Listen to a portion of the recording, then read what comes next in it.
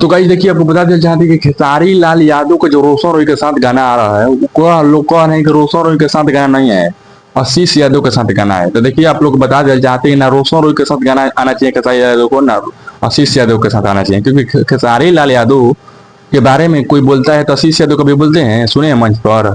भालू का आशीष यादव है तो क्या खेसारी लाल यादव के बारे में कभी बोले हैं? आशीष यादव कुछ नहीं बोले हैं खेसारी लाल यादव के बारे में। आशीष यादव क्यों आना चाहिए आशीष यादव के साथ? जातिवाद यहाँ पर मत खेलिए आप लोग।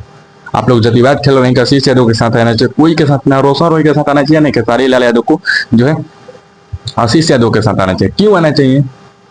ये लोग कौन है? खेसारी लाल यादव का स्टारडम गिर रहा है।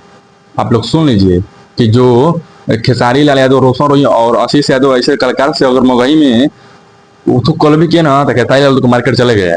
और लोग यहाँ जातिवाद खेल रहे हैं कि आशीष यादव के साथ आना चाहिए। नहीं, किसी के साथ नहीं आना चाहिए, अपने अपने लेवल के बड़े स्टार से आना चाहिए।